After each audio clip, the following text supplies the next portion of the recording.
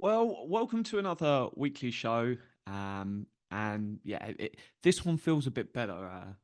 Getting your first win certainly it's a great day for everyone involved with the club, from fans to owners to players to managers, the committee. It meant a lot. Um, I'm I'm a bit of a soulless ginger. I'll give you insight into me. Um, the lows I never get too low, and the highs I never get too high. But we're sat here in a really promising spot because I've had this game, which we've won, and that comes from the back of a good performance last week where we saw a lot of positive signs. But then hopefully next week we've got a cup game. They're, I believe, three, four divisions lower than us. So fingers crossed that should be another one to get a bit of momentum going. Um, and then Tiptree is the week after that. I'm told, and with all these things, I take it with a pinch of salt. And they've had some issues with players leaving, and the league gave them a little bit of time off just to get some new players in, and then hopefully they'll be back because no one wants to lose their football club. But that could be one where we're talking about, hey, is there 3 wins here on the bounce, which is massive coming from where we were. Where the first game we were really good. I thought we definitely worthy of a draw, and maybe just losing a player at the end of the first half, playing the whole of the second half with 10 men, probably just cost us. Getting a draw, and then I'll be honest, for that spell of games in the middle, we didn't deserve to win. There was there was a difference in talent between us and some of the teams we were playing. But then last week, we were definitely deserving of a draw. It just didn't happen. And then this week, we played really, really well against a team that's third in the league. So it was positive. It was definitely helped by having two new additions, and they're only going to be short term.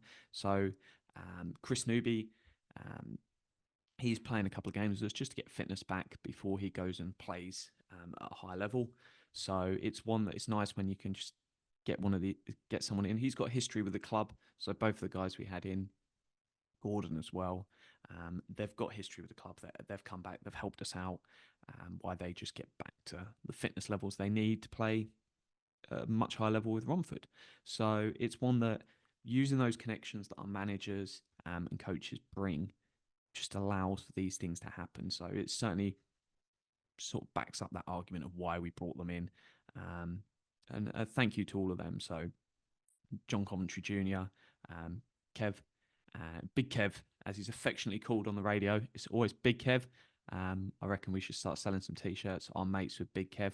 And then obviously Covo Senior, anyone who's involved or heard about East Surrey knows how instrumental he was, managed the team in the National League South. So having someone like that with not just the experience, the players love the sessions when he's involved there, but also the little black book of he's got so many contacts, friends, people he knows within football that brings a better caliber of player, even if it's just short term for a couple of weeks.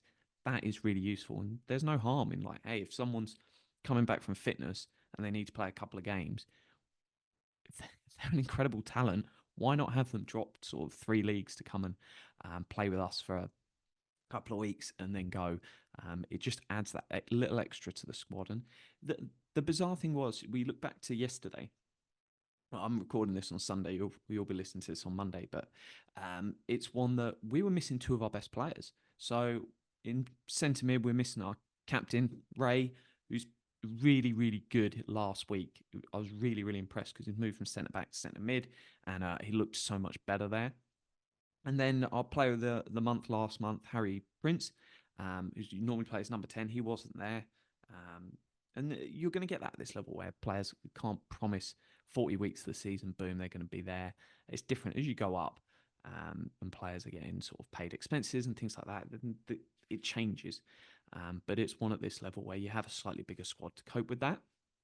So it's one that you're missing two of our best players, two other guys come in, and we were just dominant throughout. There's probably a 20-minute spell in the second half where the foot was off the gas a little bit and it could have been better. But overall, we were the better team against a team that's third in the league. So positives there. And I think it's one where a lot of confidence came from last week. They got the ball around, they played it around, and that's there. So it's one that will continue to support the managers. And because the way we've got the setup, £30 goes into the squad entertainment fund, after that win, because that then goes towards whether it's the end of season party, whether it's beers for players afterwards, all of that stuff. It's there, and we just trust the managers to spend that how they choose. We're not here as a committee to sit there and go, oh, you need to spend it on this, you need to do that with it. Oh, where's the receipt for it? It's like, hey, have some fun, enjoy yourselves, because hey, they're doing great stuff for us. And I'll just got to shout out, sponsor of the episode. There are front of the home kit sponsors, Lifting Equipment Specialists Limited. Shout out to them guys. Thank you so much. Dan White, one of our owners, is involved with them.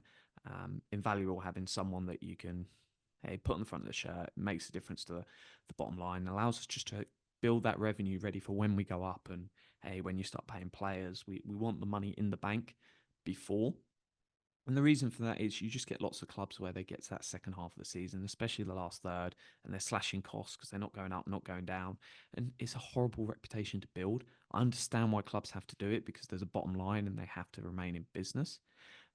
But at the same time, you just don't want to be known as a club that does that. If you sign a player on, yeah, obviously if they're shocking and their talent drops off, then you've got to make a choice to move them on. But you don't want to be slashing the bill that sort of final third of each season if you're not going up and not going down. So we don't want to ever build that reputation. So the idea of what we've set up from the start is let's try and bank some money while we're at this lower level, and then we can always operate a year ahead. And that's a great financial position to be in and go, hey, this is the money we're going to set aside for paying players. Maybe once we're up 1-2 leagues, we've got that in the bank before the season, so we don't have to be sort of going through the season going, oh, I don't know if we can afford to go this all the way through the year. We've set that budget, and then all the money we make that season, we're then banking ready for the following season. So a really positive position to be in. So we got that. We had 3 new owners on Saturday. So I'll start with my friend. He lives in Belgium. He supports what was a second division Belgium team.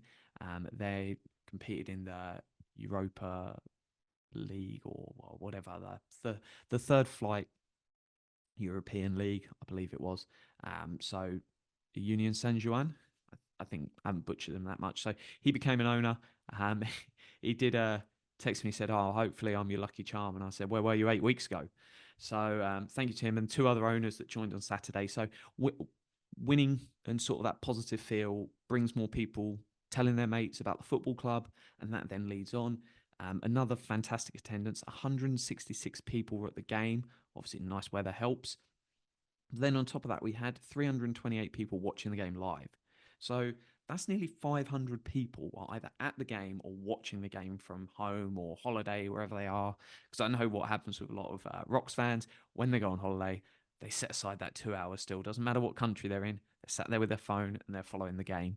So that's one that thank you to everyone that follows and supports. The club continues going from strength to strength. We've got a committee meeting on Monday today as you're listening to this in the evening. We're looking to add 3 new committee members there. So there's a couple that we told you about at last owners meeting. We had someone else reach out about development. So fingers crossed that all goes well. And then he'll be on to the committee on Monday evening. But that's one that we want to keep developing and adding more and what we can offer as a club. And that just comes with more volunteers putting their hands up and going, hey, I'll help out. I can give you an hour. I can give you this. And that makes the world of difference to us. So it's getting really, really effective. Just even from the match day of like, hey, Callum and Ben taking turns each week to do the match report just makes the load. It's another thing we can offer where people can follow what goes on with the game. We can send that out to the media. We've then got Phil, who's in North London, just helps out and cuts the highlights package game together.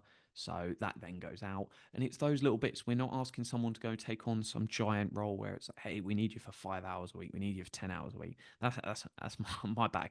I can do the 5 to 10 hours a week. And a lot of the committee will step up and do that commitment because they know what they're getting into. We don't need you to do that. Don't worry. So if you think, hey, I want to volunteer, but I don't know how much time I can give, just be like, hey, I can help out. What can I help out with? And it's like, join the digital team. You might be able to make some graphics. It's not one that you need to be in there every day making a graphic, but we'll just drop up and they're like, hey, can anyone do this? We need it for a couple of days' time. And then you might be going, actually, yep, I can make that graphic. And it could just be the template. And then we drop the badges in for the away teams each week, whatever it might be. So if you fancy helping out or if you can, it's so I genuinely appreciate every volunteer we get. Um, there's what makes this whole club and everything possible. So please get in touch. But as always, up the rocks, great win. Fingers crossed. Can we go for 3 on the bounce? Risky thing to say, but let's go for it. You only live once.